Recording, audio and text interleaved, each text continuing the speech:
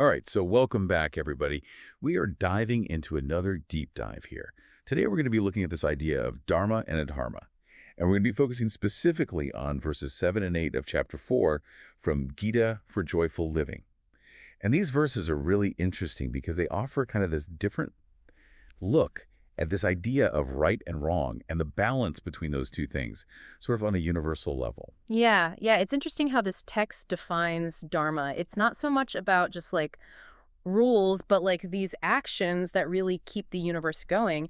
It kind of compares Dharma to the way the sun radiates heat, right? Which is essential for the whole solar system. Yeah, that's a great analogy. Yeah. So it's like just as the sun's Dharma is to provide that heat and keep the solar system going, each of us also has a Dharma of our own.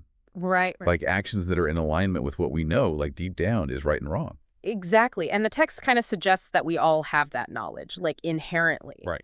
And it's interesting because then it goes on to talk about adharma, which sort of comes from our own preferences, likes and dislikes, and also this lack of understanding. And when we act against that wisdom that we have, that's when we run into those internal conflicts. Yeah. That makes a lot of sense. And the source really emphasizes that it's not just about like our individual actions. It's about this collective impact, right? Like everybody's Dharma and everybody's Adharma kind of influencing the world. Absolutely, yeah. Like everyone is contributing to the state of the world with their actions. And the text goes on to say that usually Dharma and Adharma, they balance each other out. Right. But when Adharma starts to gain too much power, that's when things can get a little dicey for the world. Yeah, and it even gives that very intense example of nuclear warfare. Right. Like wiping out life on Earth. It shows how the consequences of Adharma can be so huge. Yeah, it really highlights how Adharma is not just about like personal misbehavior. It's something that can really disrupt the whole world. And then the text presents this really fascinating idea. It talks about this idea of a divine intervention to restore that balance when Adharma really gets out of control. Right, like God possibly taking an avatar, like a manifestation of the physical world, to Yeah, kind of set things right again. exactly. But it also mentions that this doesn't happen all the time. Right. So what do you think that means about how balance is usually maintained? Well, I think it kind of points to this idea that all of our actions collectively have this big impact. Right. Like the choices that we make, everyone day to day kind of contribute to keeping things in equilibrium. Like it's this delicate balance between good and bad in the world. And it's sort of like our actions tip the scales one way or another. So even though we might feel like we're just ordinary people, we're actually part of this cosmic dance. Exactly. I mean, the text even highlights people like Gandhi, who, without being an avatar, really made a huge difference in restoring Dharma.